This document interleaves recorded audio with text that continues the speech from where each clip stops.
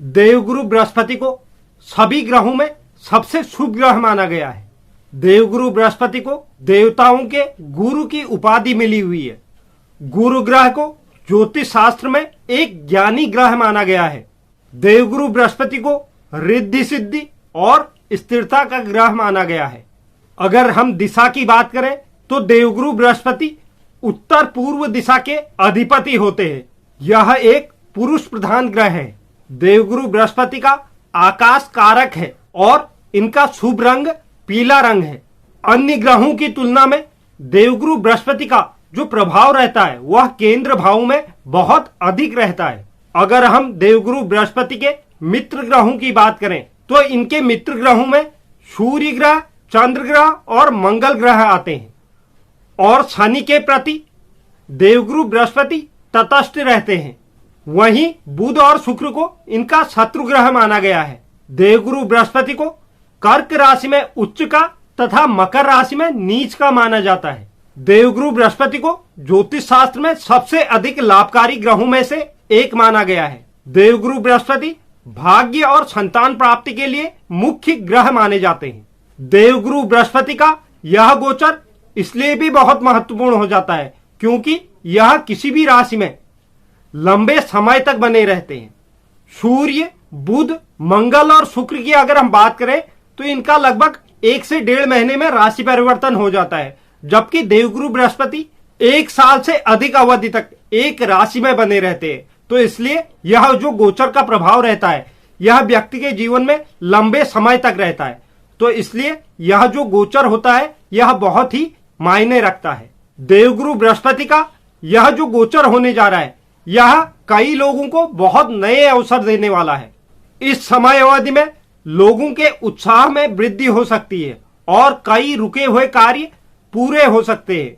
शिक्षा, यात्रा, प्रकाशन, व्यवसाय आदि क्षेत्रों में व्यक्ति को सफलता के योग बनते दिखाई दे रहे हैं। इस दौरान लोगों के कई कार्य बनेंगे। हालांकि यह गोचर कुछ लोगों के लिए चुनौतीपूर्ण भी हो सकता है। तो कुल मिलाकर 12 राशियों में से कुछ राशियों के लिए यह गोचर बहुत अच्छा परिणाम लेकर आएगा और कुछ राशियों के लिए यह नकारात्मक परिणाम लेकर आने वाला है। देवगुरु बृहस्पति हमारे मानसिक शक्ति, उत्साह, पेशेवर कौशल और व्यक्ति की प्रतिभा को प्रभावित करते हैं। देवगुरु बृहस्पति किसी भी व्यक्ति के पेशेवर जीवन को भी बल देते हैं। देवगुरु बृहस्पति की कुंडली में स्थिति हमारे जो 12 राशियां हैं उन राशियों के अलग अलग जातकों को अच्छे और बुरे दोनों तरह के परिणाम देते हैं। गुरु का जो गोचर होने जा रहा है वह शनि ग्रह की युति के साथ होने जा रहा है।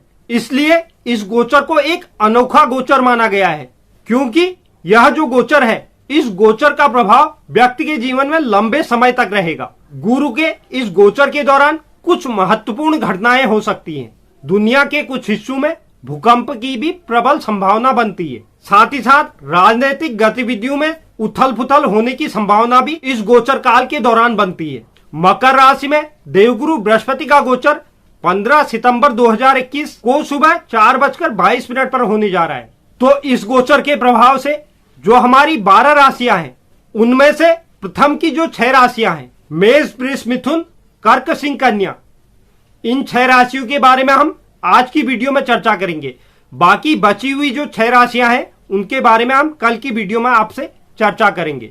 तो यह चर्चा शुरू करने से पहले अगर कोई दर्शक चैनल पर नए हैं तो चैनल को जरूर सब्सक्राइब कीजिए, साथ ही साथ बेल आइकन भी प्रेस कीजिए और वीडियो को लाइक के साथ साथ शेयर भी कीजिए। यह जो गोचर है यह चंद्र राशि के आधार पर है, तो आप इस गोचर को चंद्र राशि के आधार पर देखिए।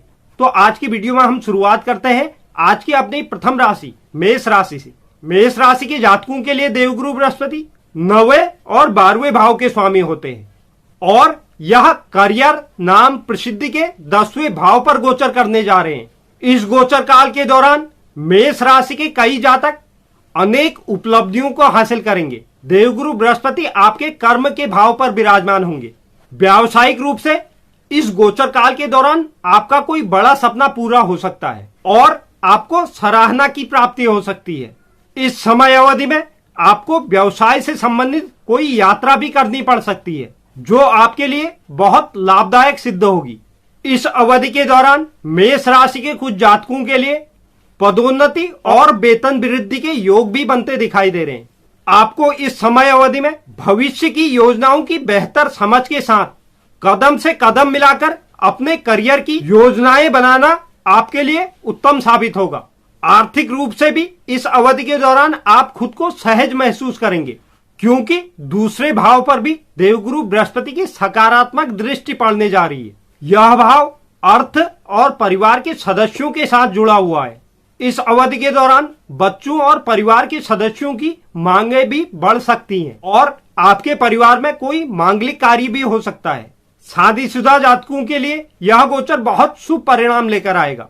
अतीत में जो पारिवारिक मुद्दे आपको परेशान कर रहे थे, इस समय अवधि में उन सबसे आपको छुटकारा मिल जाएगा। स्वास्थ्य जीवन की बात करें तो स्वास्थ्य के लिहाज से भी यह गोचर आपके लिए शुभ रहने वाला है। इस गोचर काल को शुभ करने के लिए अपने माथे पर पीला चंदन जरूर लगाएं। बात करते हैं वृषभ राशि की।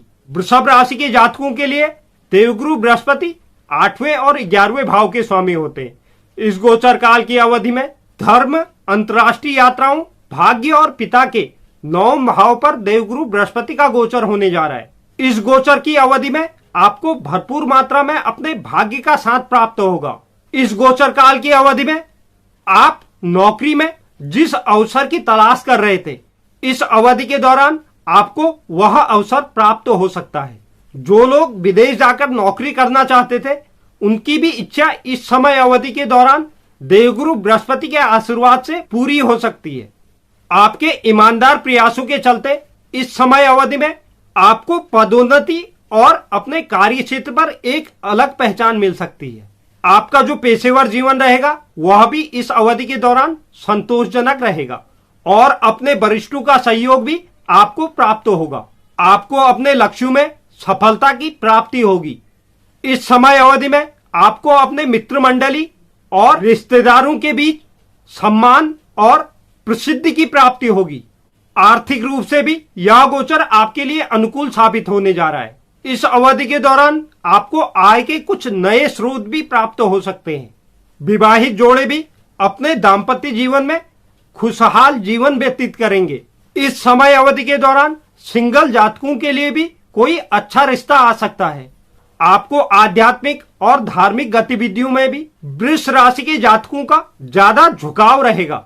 स्वास्थ्य की अगर बात करें तो स्वास्थ्य के लिहाज से भी यह गोचर शुभ रहने वाला है।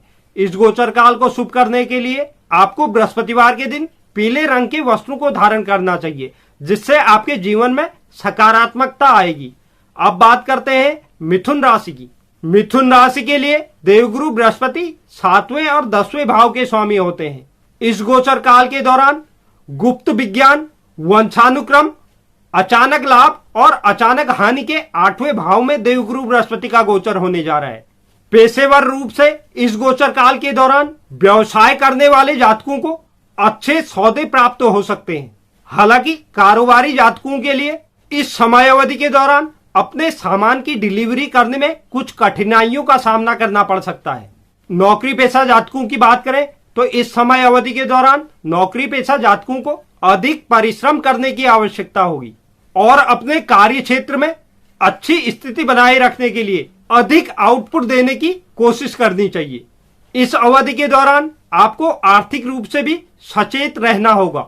इस समय अवधि में आप न किसी से उधार लें और न किसी को उधार दें।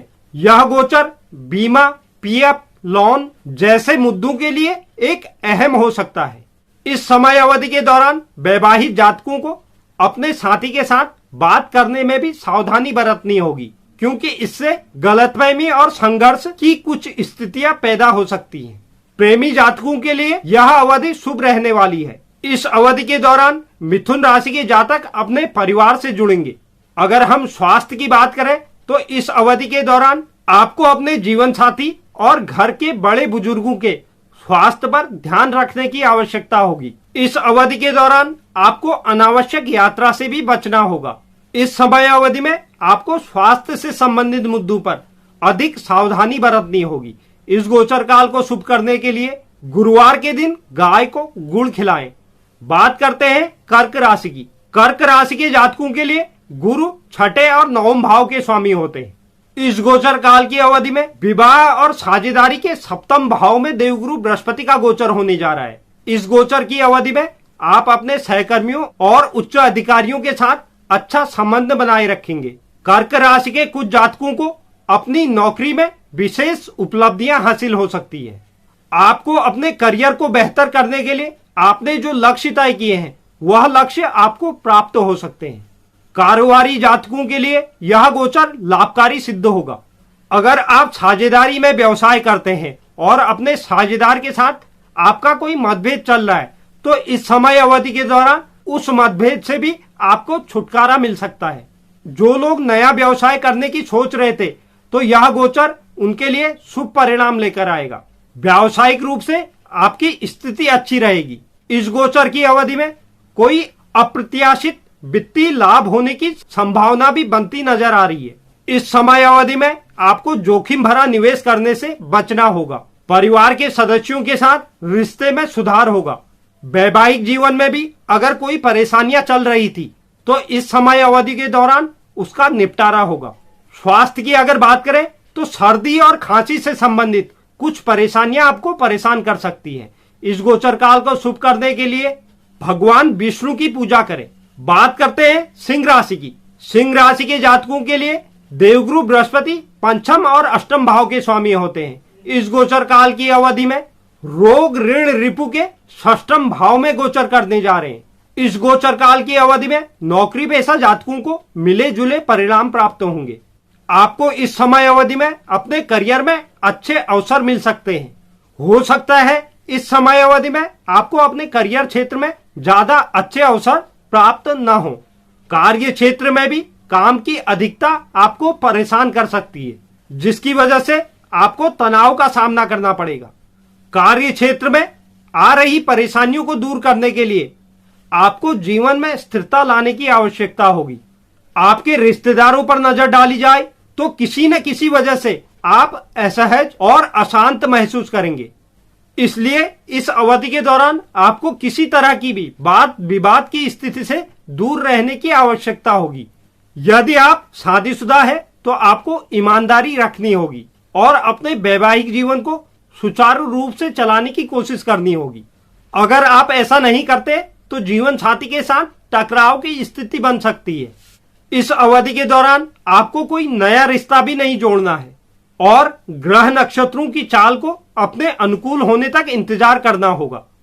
आर्थिक स्थिति को संतुलित और मजबूत बनाए रखने के लिए इस अवधि के दौरान आपको धार्मिक कार्यों में पैसे का दान करना चाहिए। स्वास्थ्य की अगर बात करें तो इस गोचर काल की अवधि में आपको अपने स्वास्थ्य का भी विशेष रूप से ध्यान देने की आवश्यकता होगी। हालांकि कोई बड़ी समस्या तो नहीं, लेकिन छोटी मोटी समस्याएं आपको इस समय अवधि में परेशान कर सकती हैं। इस गोचर काल को शुभ करने के लिए गुरुवार के दिन व्रत रखें। बात करते हैं आज की अपनी अंतिम राशि कन्या राशि की। कन्या राशि के लिए देवगुरु बृहस्पति चौथे और सातवें भाव के स्वामी होते हैं और प्रेम, रोमांच और बच्चों के पंचम भाव में देवगुरु बृहस्पति का गोचर होने जा रहा है। व्यावसायिक रूप से आप अपने अधीन काम करने वाले लोगों के साथ तथा अपने वरिष्ठ अधिकारियों के साथ इस समय अवधि में अच्छा संबंध बनाए रखेंगे।